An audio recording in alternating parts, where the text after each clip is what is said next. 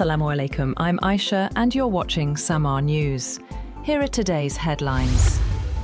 Lebanon has announced a partial ceasefire between Hezbollah and Israel in what would amount to a limited de-escalation of the conflict. According to Lebanon's embassy in Washington, the agreement would not end the conflict in that country, but it calls for Israel to refrain from strikes on Beirut and its suburbs controlled by Hezbollah, while the Iran-aligned group would halt its attacks on Israel. However, hostilities in southern Lebanon continued. The Israeli military said that it intercepted 2 projectiles that crossed from Lebanon into northern Israel and that no injuries were reported. Iran has not yet responded to the latest proposals from the United States, with consultations still underway to finalize a draft response. According to Iranian media reports, the Tehran has not yet sent any official response to the United States regarding the new proposals currently under discussion. The report said consultations are continuing within Iran to finalize the draft and determine the country's position before a formal reply is issued. The ongoing deliberations suggest that Tehran is taking a cautious approach as negotiations move forward.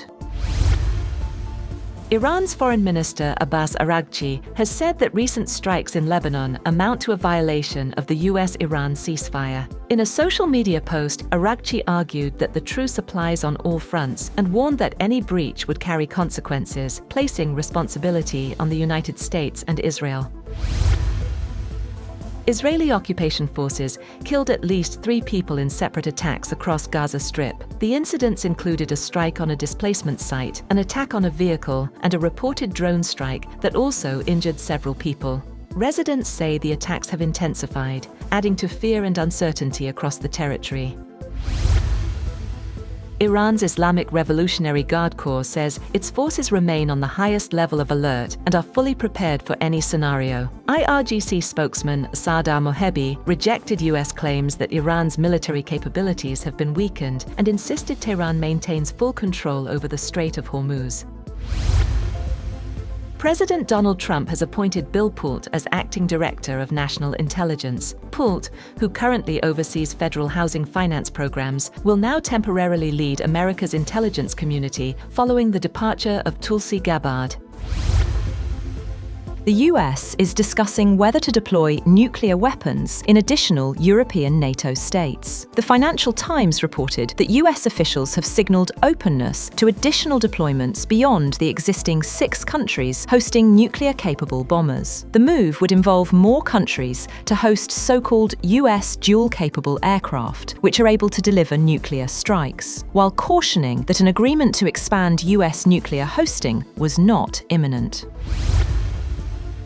Russian drones and missiles have pounded Ukrainian cities such as Kyiv and Dnipro, are killing at least 18 people and wounding about 100. According to the capital's mayor, photographs showed large explosions and plumes of smoke billowing over high-rise buildings in Kyiv, where overnight strikes killed 4 people and wounded 58, including children. A suspected missile strike on a 24-story apartment building triggered a collapse, leaving people probably trapped under the rubble, while a 9-story apartment block was among other buildings set ablaze by suspected missile debris.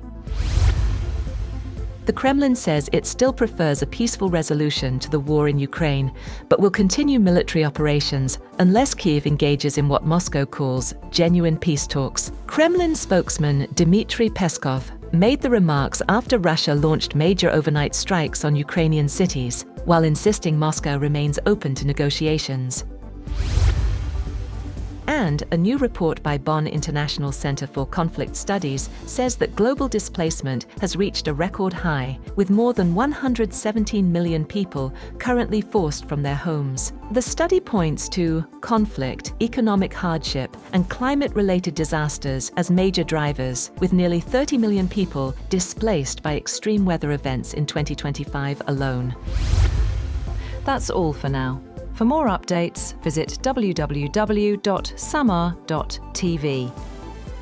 Thank you for watching SAMAA News.